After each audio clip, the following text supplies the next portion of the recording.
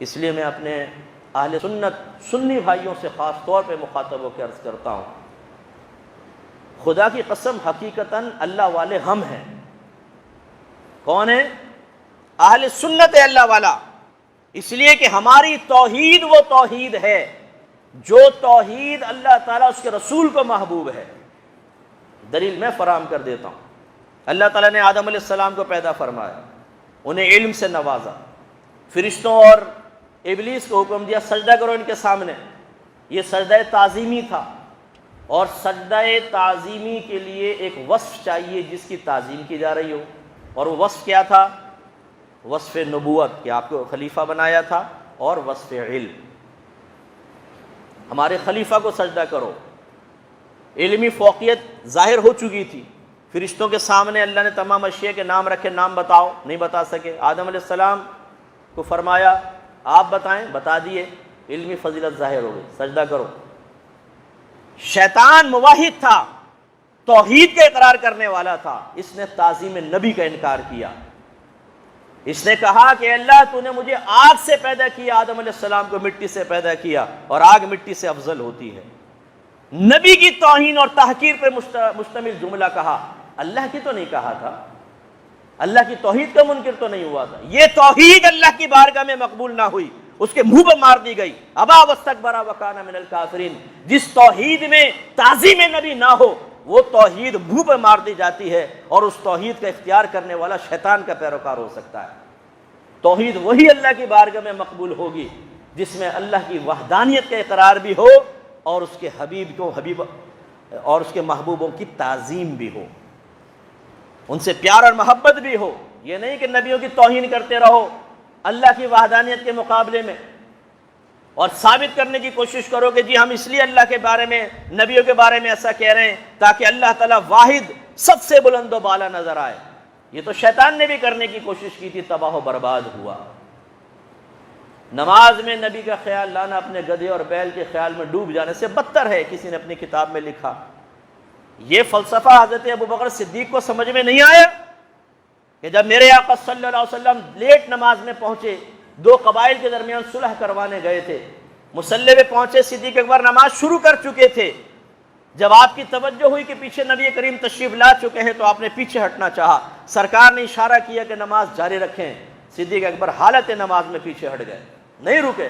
سرکار نے آگے بڑھ کے نماز پڑھائی، نماز سے فارغ ہوئے، فرمایا صدیق جب ہم نے کہہ دیا تھا نماز جاری رکھو تو کیوں پیچھے ہٹے؟ عرض کی ابو قحافہ کے بیٹے کی یہ جرت کہ نبی کریم موجود اور ان کے سامنے کھڑا ہو۔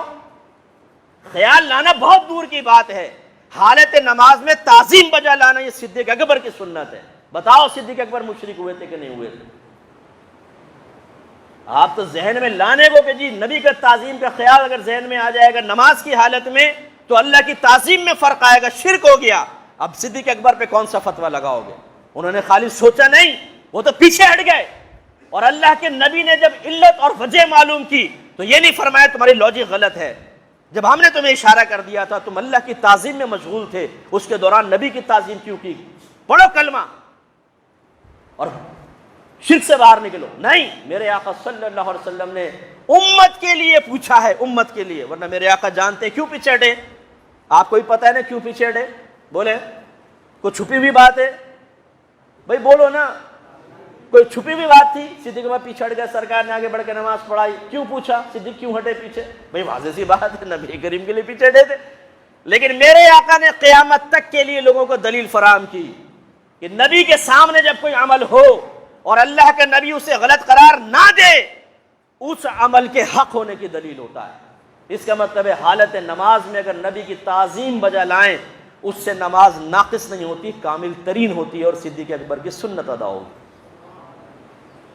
اس لیے ہماری توحید کامل توحید ہے کہ جس توحید میں اللہ کی وحدانیت کا اقرار بھی ہے اور انبیاء علیہ السلام کی تعظیم بھی ہے۔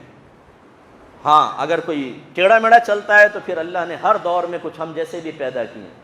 ابھی آپ کے سامنے جو ہم نے بیان کیا وہ یہی ہے نا کہ حد اعتدال سے نہ ہٹے۔ نبی نبی ہے، خدا خدا ہے، ولی ولی ہے، صحابی صحابی ہے۔